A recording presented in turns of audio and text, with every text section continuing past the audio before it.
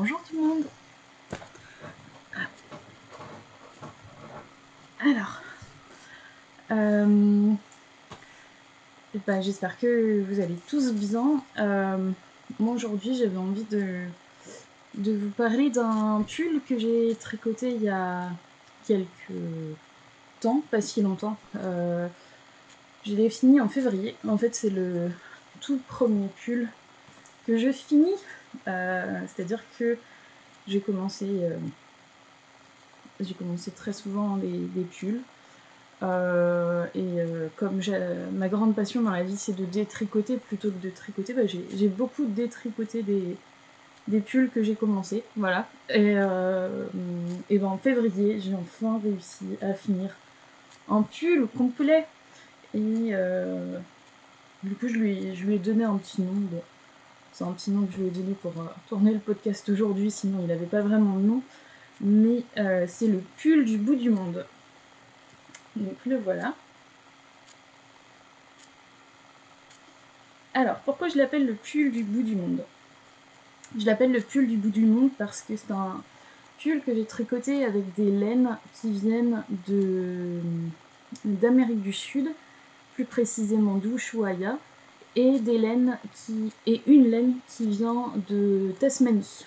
Voilà. Je pense que la laine à la base, celle que j'ai achetée en Tasmanie, devait venir d'Australie, il me semble, du côté de Melbourne, puisque c'est une laine qui vient de Bendigo, si j'en crois l'étiquette qui était accrochée. Je me sers juste un peu de chaude.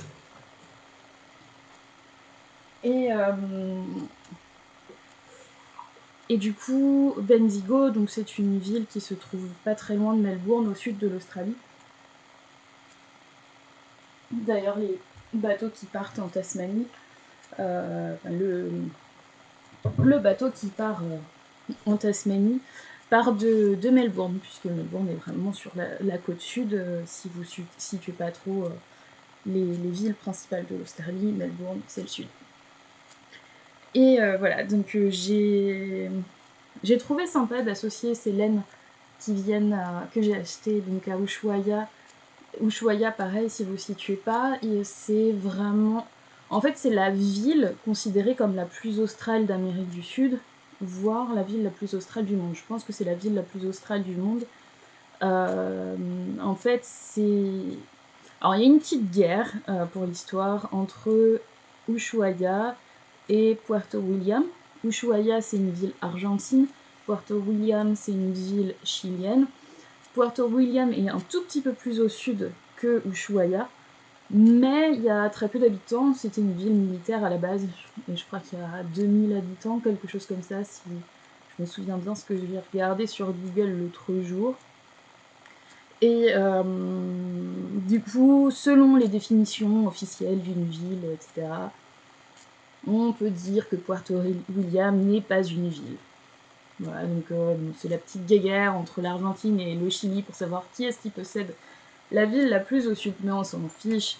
Voilà, Ushuaïa, c'est vraiment une destination particulièrement connue des gens qui voyagent, surtout quand vous voyagez en Amérique du Sud. C'est un petit peu la ville, la ville à atteindre, le Saint Graal.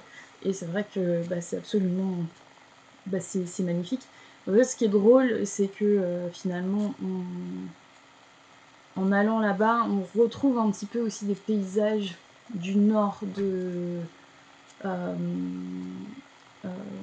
dirais, qui pourraient faire penser un petit peu peut-être au Canada ou à des pays du nord de l'Europe.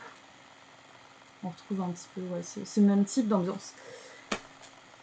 Bref, du coup, voilà, j'ai trouvé des laines là-bas et je les ai associées pour faire ce pull du bout du monde. Et pour moi, ça avait énormément de sens parce qu'un de mes plus grands rêves, surtout quand je suis partie en Amérique du Sud, c'était d'un jour pouvoir aller en Antarctique. Et alors, pour aller en Antarctique, aujourd'hui, quand on n'est pas un scientifique, on peut faire des croisières qui nous permettent d'aller jusque sur la péninsule antarctique. Je sais qu'on peut même descendre du bateau et aller sur la péninsule. Donc la péninsule antarctique, c'est C'est une énorme péninsule en fait qui se dirige vers la pointe sud de l'Amérique du Sud, donc vers la Terre de Feu. Et c'est le seul endroit où, en tant que touriste, en tant que citoyen, on a le droit de poser le pied en Antarctique, parce que sinon c'est un continent qui est entièrement réservé à la recherche scientifique et on ne peut pas y pénétrer comme ça. Et quand je faisais des études de géographie, j'avais fait un exposé sur l'Antarctique et je suis tombée amoureuse de l'Antarctique, clairement. Je crois qu'on peut dire ça. Je suis tombée amoureuse. Et du coup, j'aurais voulu y aller, mais ces croisières, elles coûtent extrêmement cher. Il faut à peu près compter, je crois, 6 000 € pour une semaine ou deux de croisière, 10 jours, quelque chose comme ça. Donc à cette époque-là, je n'avais pas l'argent pour faire ça.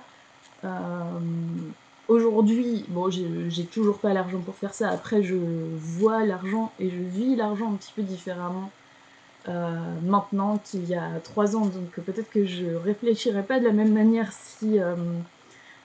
si l'opportunité se présentait. Mais en tout cas, à ce moment-là, c'était pas possible.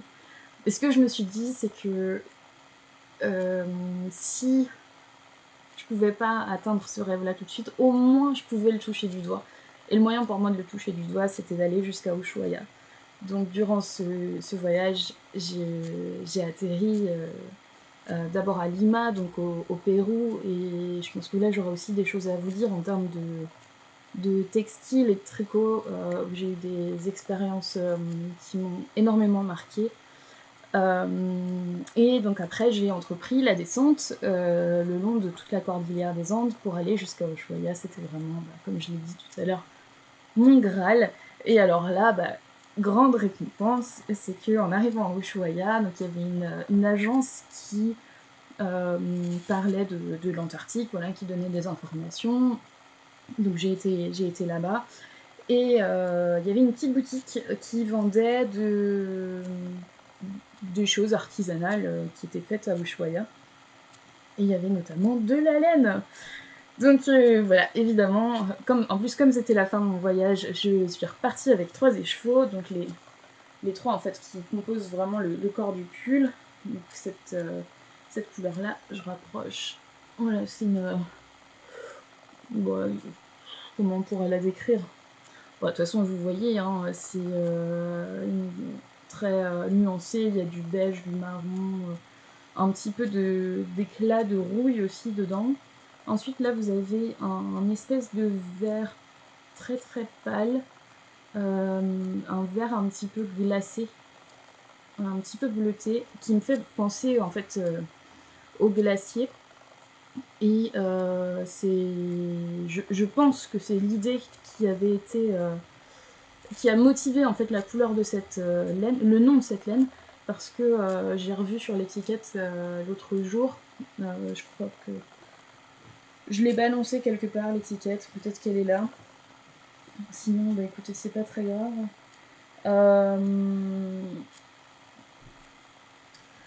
Ouais, bon, je vais pas courir partout la chercher.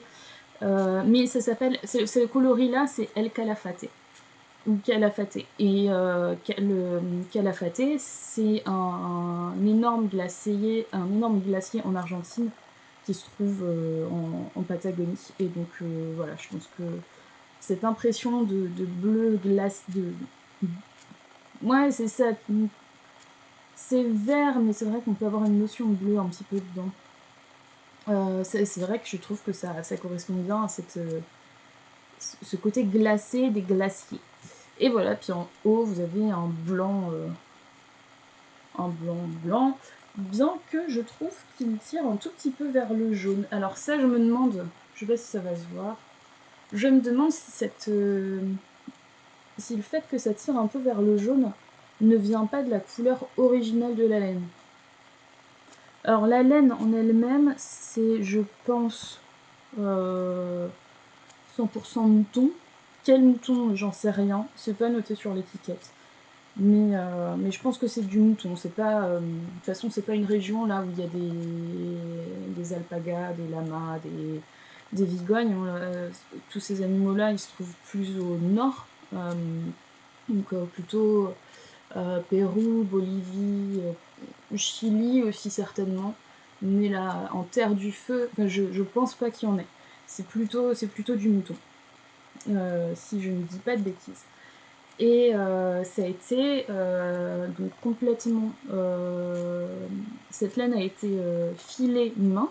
D'ailleurs, ça se voit hein, parce qu'on voit que c'est pas une laine qui est bien régulière. Elle fait des grumeaux. Elle est très poilue, la blanche. Vraiment, elle est toute fluffy comparée aux deux autres. Et c'est vraiment une laine rustique, très très épaisse, qui tient bien chaud, qui pique bien. Mais je pensais pas être supportée de porter un pull comme ça qui pique bien. Et en fait, je trouve ça étonnamment plutôt confortable. Alors, moi, ça me donne l'impression que ça me tient encore plus chaud du fait que ça pique. C'est un peu comme si ça fouettait le sang. Je sais pas si certaines ou certains d'entre vous utilisent des gants de crin. Moi, c'est mon go-to, le gant de crin. J'utilise ça beaucoup pour exfolier ma peau et je trouve que ça marche hyper bien. Et notamment, ça a pour intérêt d'activer la circulation sanguine. Et en fait, j'ai l'impression de porter un gant de crin. Alors, ça peut paraître un peu bizarre de kiffer porter un gant de crin sur soi. Mais voilà, je vais pas dire le contraire, j'aime bien la sensation. Bon, après, c'est vrai que c'est pas un pull cocooning, quoi. Je veux dire, c'est pas le pull que vous allez porter chez vous.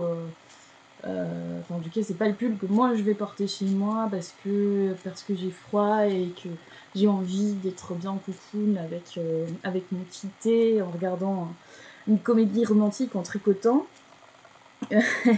C'est plutôt un pull que j'aurais envie de mettre pour aller me balader dehors en hiver, en automne, quand il fait bien froid. J'ai pas forcément envie de mettre un manteau parce que ça, franchement, ça tient tellement chaud, à mon avis. Un manteau, ça ne sert à rien, à moins que vous soyez au pôle Nord. Qu'est-ce que je peux vous dire d'autre par rapport aux laines d'Ushuaïa? Ah oui, si.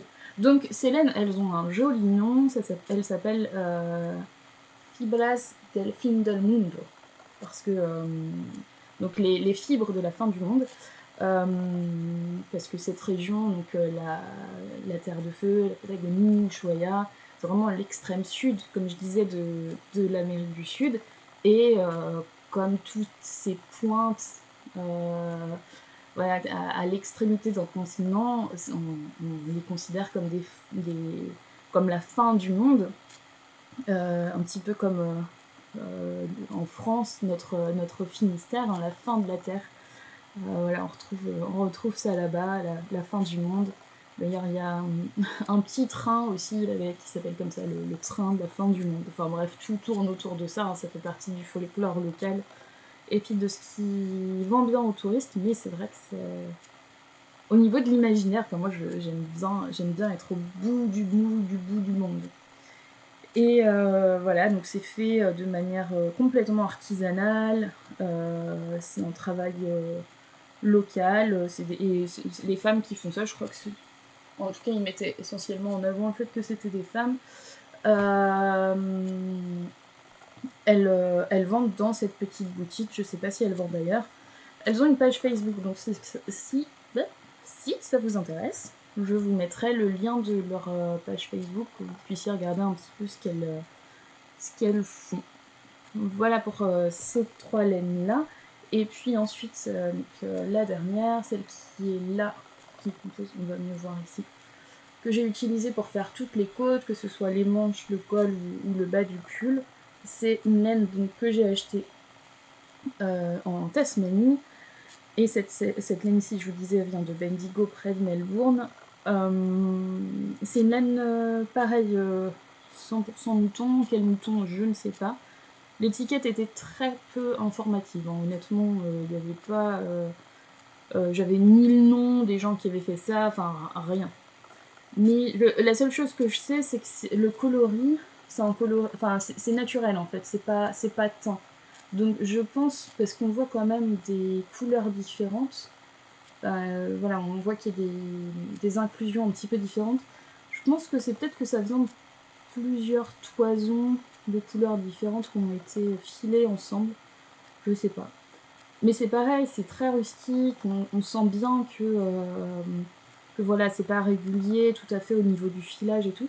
Mais en vrai, j'aime bien le rendu, j'aime bien le fait que ce soit un pull un peu comme ça, ouais, granuleux, qui soit pas parfait, qui ait des petites boules comme ça par moment. Enfin, esthétiquement, moi, ça me plaît ce côté-là. Et au niveau du toucher, alors ce que j'ai trouvé hyper intéressant, surtout pour les laines qui venaient d'Ushuaïa, je reviens après à la Tasmanie parce que j'avais un truc intéressant, j'espère, en tout cas moi ça m'intéresse. Ces laines-là, en fait, quand je les ai achetées, quand elles étaient encore en écheveau, et donc quand je les ai tricotées, elles étaient très grasses. Donc je pense qu'il y avait encore pas mal de suant dedans. J'imagine que c'est ça. Et ça les rendait vraiment extrêmement grasses. Et j'avais jamais expérimenté ça avec aucune autre laine. Et du coup, j'avais vraiment les mains hyper hydratées, hein. Quand je le tricotais, c'était hyper agréable pour les mains, vraiment. Et du coup, le résultat que ça a eu une fois tricoté, c'est que c'était très cartonné. Vraiment, là, il est relativement souple, hein, par rapport à l'épaisseur de la laine, mais il s'est énormément assoupli à partir du moment où je l'ai lavé et bloqué. Mais avant ça, il était vraiment cartonné. Et je pense que c'est cette espèce de suint qu'il y avait dedans. Il y avait une autre chose aussi qui était intéressante avec cette laine. Je sais pas ce que c'est. Peut-être que si certains d'entre vous savent, ont une idée de ce que ça peut être, j'aimerais bien savoir. J'ai imaginé que c'était des bouts de toison, mais des bouts de peau. J'espère pas, ce serait un peu dégueulasse quelque part. En fait, voilà, il me reste un vestige. Là, vous voyez, cette espèce de truc noir là qui. Ça, c'est collé à la laine, vraiment. Du coup, ça m'a fait un trou d'ailleurs dans le pull. Alors, c'est pas réellement un trou, c'est que en essayant de tirer dessus pour enlever ce truc noir, qui est hyper dur, hein. Enfin, c'est vraiment. C'est pas du tout friable. C'est complètement. C'est collé au poil. C'est noir comme du charbon, enfin. Et du coup, en essayant de tirer dessus, j'ai tiré sur les mailles, donc ça a fait un petit trou. Après, je pense que voilà, une fois que j'aurai réussi à l'enlever, en retirant un petit peu sur toutes les mailles qui sont autour, je vais réussir à calfeutrer un peu le trou, c'est pas extrêmement grave. Voilà, si quelqu'un a une idée de ce que ça peut être, j'aimerais bien savoir, j'aimerais bien avoir une réponse parce que je ne sais pas. Et il y en avait partout dans la laine, surtout la verte. C'était vraiment plein de ces trucs noirs. Et il restait aussi encore beaucoup de. Elle était encore très sale finalement. Il restait encore beaucoup d'espèces d'épines, d'herbes. Enfin, ça piquait. J'avais des épines. C'est vraiment très très artisanal, hein, pour le coup. Et oui, je disais que je voulais vous en dire un tout petit peu plus par rapport à l'endroit où j'ai acheté cette laine. Donc, dans une petite ville de Tasmanie qui s'appelle Ross. C'est une ville. Alors, quand je dis ville, quand on parle de ville en Australie ou en Tasmanie, c'est très très très relatif, hein. Je veux dire que.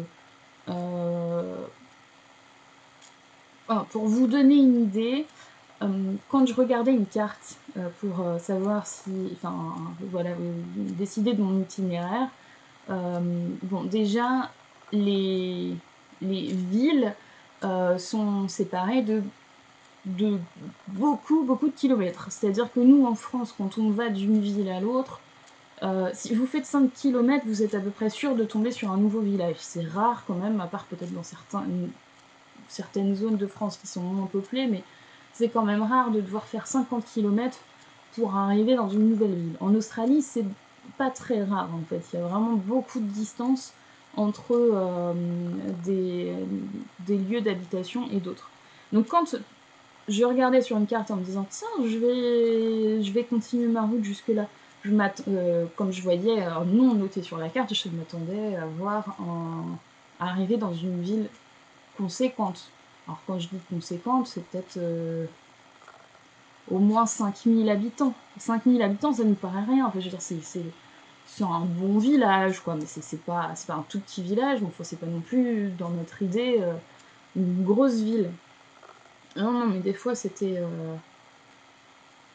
un hameau, et c'était noté sur la carte vraiment d'une façon qui, pour nous, Français, nous faisait penser que c'était une ville importante où vous alliez trouver un supermarché, une pompe à essence. Bon, une pompe à essence, vous êtes quasiment sûr d'en trouver une, parce que de toute façon, il en faut un peu partout, sinon c'est pas possible, mais en fait, il n'y a rien du tout.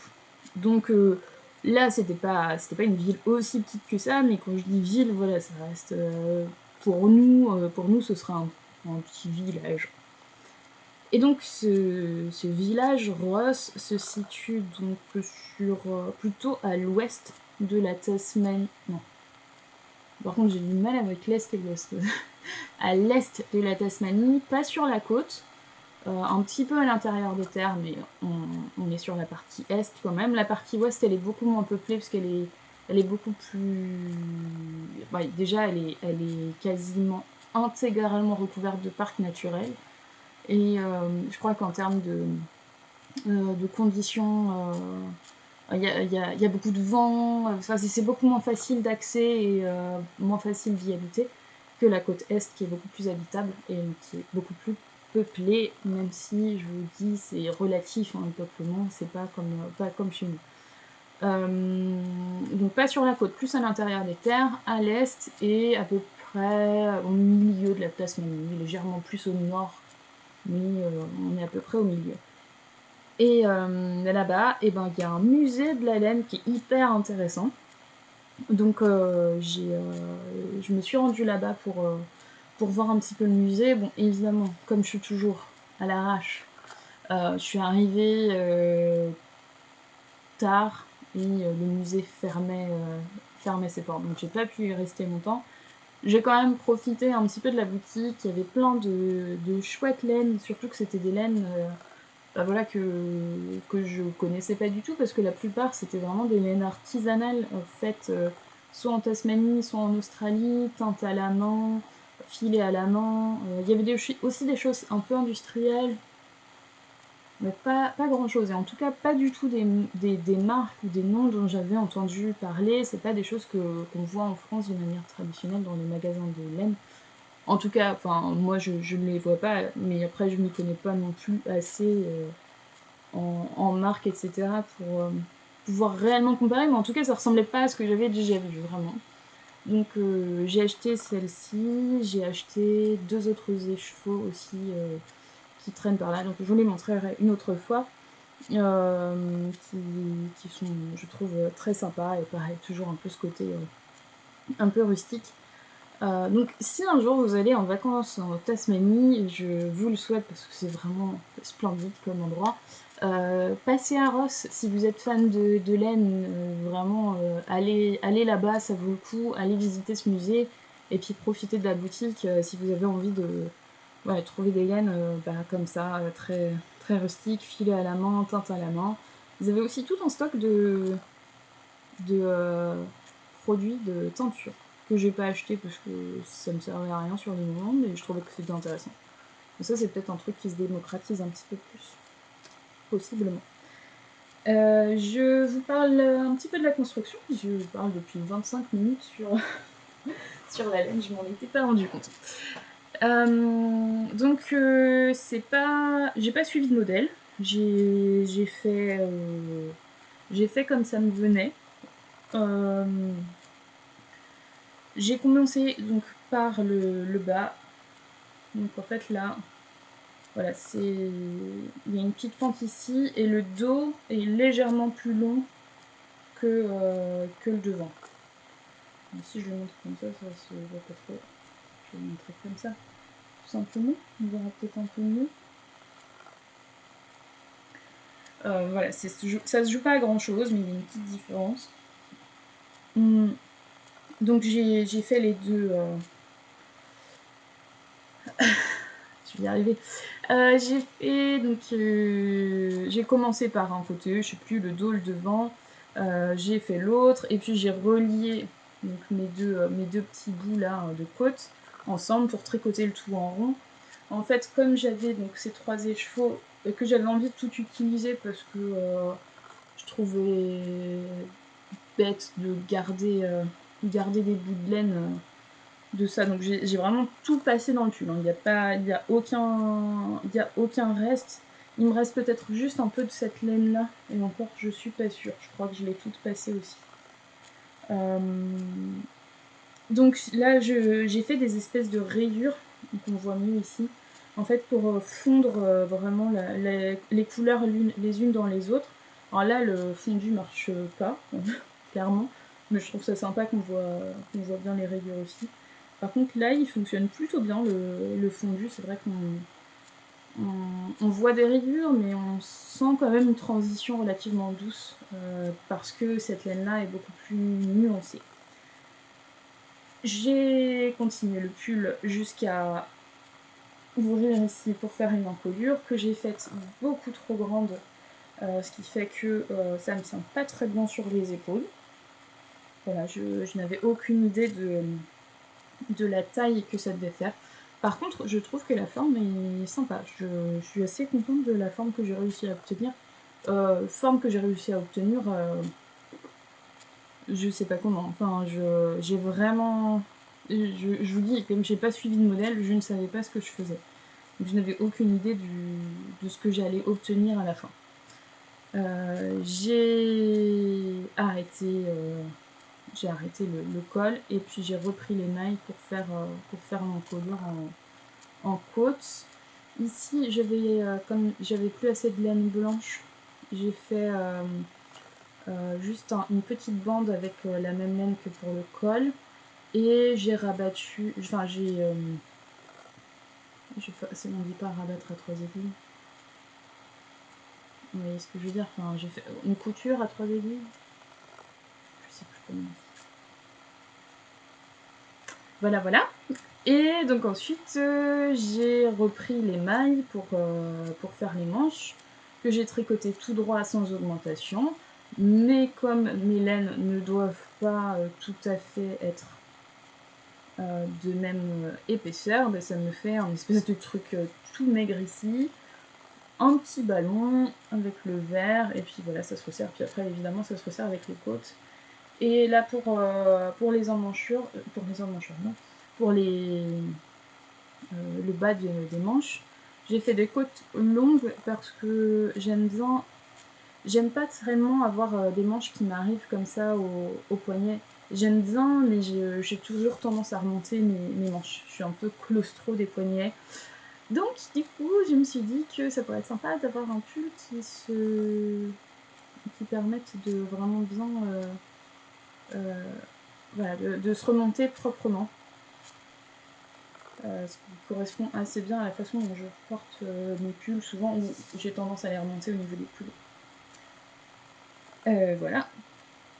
Bon, par contre, pareil, comme je ne savais pas ce que je faisais, en fait, je l'ai fait un chouïa trop serré, ce qui fait qu'il a tendance à bien mouler, ce qui n'est pas hyper flatteur. Je veux dire, en tout cas, c'est pas un pull que je vais porter en me disant qu'il aura un effet amincissant. Il donne plutôt l'effet contraire. Ça, c'est clair que il met bien en valeur les formes, où qu'elles soient. En l'occurrence, la poitrine et puis le petit bidon. Mais bon, c'est pas grave, je l'aime bien quand même. Donc voilà, ce que je disais là, c'est qu'effectivement l'encolure un petit peu trop large ici, un peu trop lâche. Alors j'avais vu que c'était possible, mais j'ai pas essayé encore, avec de reprendre l'encolure au crochet pour la resserrer un petit peu. Après, j'aime bien la forme là. Je trouve juste qu'elle est un tout petit peu trop basse pour ce type de pull. Ça aurait été bien que ça remonte un chouïa plus haut, parce que c'est quand même un pull chaud, donc j'ai pas envie de porter un pull avec un grand décolleté comme ça. Et puis surtout qu'on voit du coup le t-shirt en dessous, ce qui est pas hyper joli. Après je pourrais peut-être trouver un t-shirt col roulé qui aille bien avec, ou je sais pas si vous allez voir très bien ce que ça donne. Mais voilà, en gros l'effet.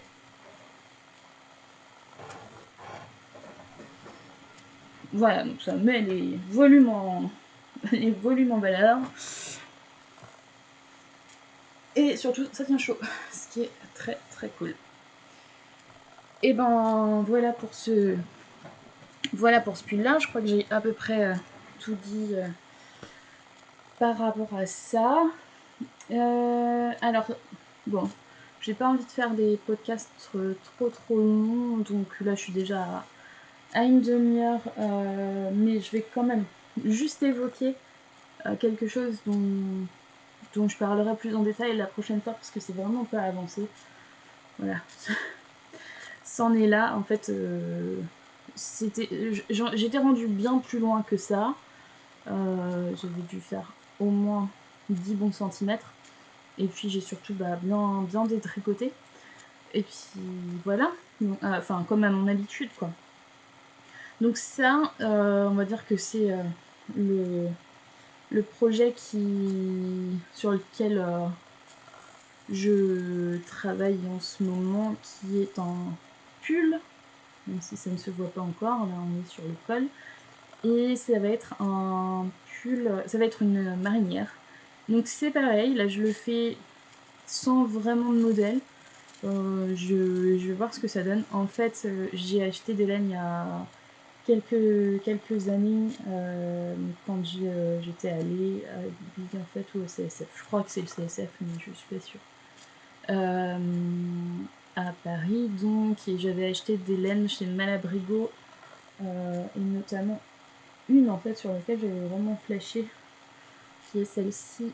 Donc ça c'est la base sock de chez Malabrigo, et c'est le coloris Storm. Et en écheveau j'avais vraiment adoré. Bon, je l'aime toujours. C'est juste que je trouve que quand elles sont mises en quand elles sont en balle comme ça, on se rend moins compte de la couleur, je trouve. C'est marrant, hein, comme en écheveau, que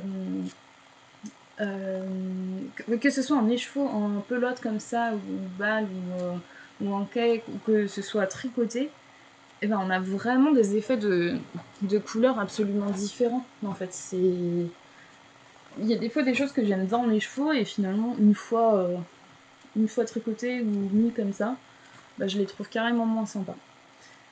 Bref, j'avais flashé là-dessus, j'aimais bien le nom Storm.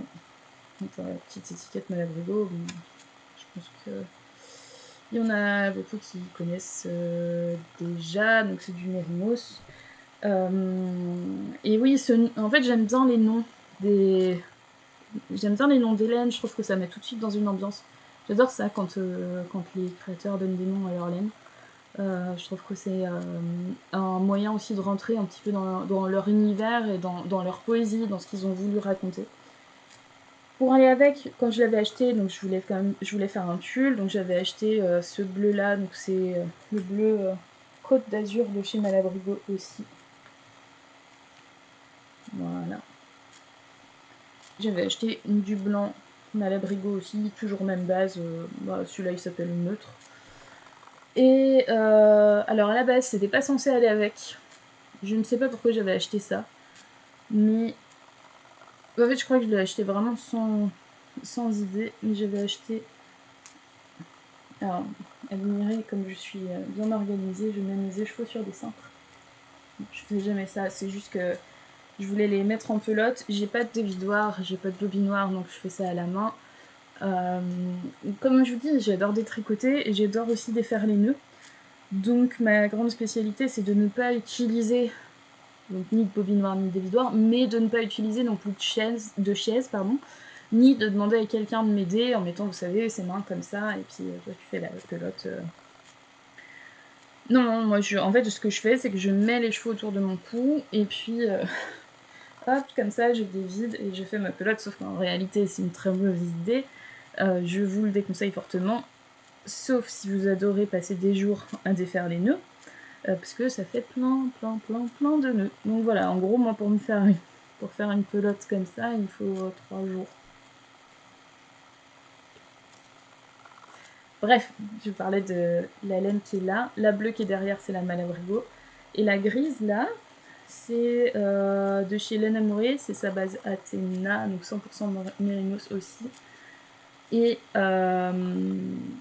c'est le coloris Bagheera. Et en fait, je trouvais que les trois allaient bien ensemble. Alors, c'est pas très gai comme couleur, tout ça ensemble, mais je trouve que ça dégage une atmosphère vraiment marine, d'orage, de tempête, et du coup, j'étais en train de m'imaginer d'être sur un bateau en pleine tempête, ou de retrouver un pull qui serait resté dans une épave après un naufrage, et un pull auquel des coquillages se sont accrochés. Enfin voilà, je suis partie dans une histoire un petit peu comme ça, notamment parce qu'en ce moment je suis en train de lire ça, L'île de naufragés d'Irène Frein, qui est un super bouquin qui raconte l'histoire d'un naufrage en 1761, et c'est le naufrage de l'Utile, qui était un bateau. Donc c'est une histoire vraie, hein, c'est tiré d'une histoire vraie. C'est un bateau qui transportait des marchandises entre Madagascar et l'île Maurice. Et en fait, le capitaine du navire et d'autres officiers à bord avaient acheté des esclaves à Madagascar qu'ils comptaient vendre à l'île Maurice, sachant qu'à ce moment-là, la vente d'esclaves était interdite dans cette région-là du monde. Le capitaine, pour pouvoir vendre ses esclaves au plus vite, a décidé de prendre une route qui n'était pas la route habituelle. Donc au lieu de passer... je sais pas quelle était la route habituelle exactement, mais au lieu de prendre la route habituelle, il va tracer une autre route qui semble plus courte sur la carte. Sauf que il se trouve que quelques années auparavant... Hop, là il y a une carte. Donc Madagascar. Eux ils vont donc sur l'île de France ou l'île Bourbon, l'un des deux, et il va passer par ici parce que a priori c'est plus rapide au niveau des vents, des courants, machin. Et le problème c'est que y a une petite île ici, voilà, qui s'appelle l'île Tromelin là sur la carte, qui à l'époque était connue comme l'île des Sables, qui est une île qui a été découverte quelques années auparavant et qui n'est pas sur toutes les cartes. Lui, le capitaine, en l'occurrence, possède 2 cartes, une qui indique la présence de l'île, une qui ne l'indique pas, et on pense que cette île, certains pensent que cette île n'existe pas, que c'est un fantasme de cartographe, que c'est un délire de marin, puisque vous savez que à ces époques-là, il y avait beaucoup d'histoires sur la mer, sur des monstres marins, sur des îles enchantées, etc. Et cette île des Sables, eh ben, on ne sait pas trop si elle existe, parce qu'il y a quelques personnes qui l'ont vue, mais on n'a jamais réussi à la retrouver. C'est une île qui semble disparaître, apparaître et disparaître. Pas de chance, cette île se trouve sur leur chemin, et ils vont faire naufrage. Et malheureusement, après je ne suis pas encore rendue très loin, mais cette île est vraiment tout sauf idéale. C'est une île rase qui n'est... Il n'y a rien, il y a quelques arbustes, des oiseaux, et puis surtout de l'eau de mer et un soleil de plomb toute la journée. Donc autant vous dire que les marins et les esclaves qui ont réussi à s'échapper du bateau vont vivre quelques jours et quelques semaines d'enfer. avant que, avant que je ne sais pas quoi, parce que je ne suis pas rendue là dans le livre, mais en tout cas, ça a l'air d'être vraiment la merde. Voilà, voilà. Donc je pense que inspirée par ce genre d'histoire, inspirée aussi par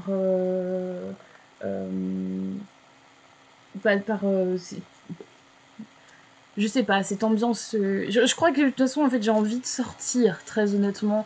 Et là, ce qui me vient, comme tout le monde, hein, mais ce qui me vient en tête, c'est l'envie d'aller juste sur la côte bretonne, en fait. Et de me percher en haut d'un rocher, de sentir les embruns, de sentir l'odeur de la mer. Mais du coup, je crois que ça devient un peu obsédant. Donc voilà, du coup, j'ai besoin, j'ai envie d'une marinière pour me sentir, pour sentir un vent de liberté, en fait. Voilà, c'est ça, pour me dire que je suis prête à grimper sur un bateau et partir, partir à l'aventure, explorer les océans.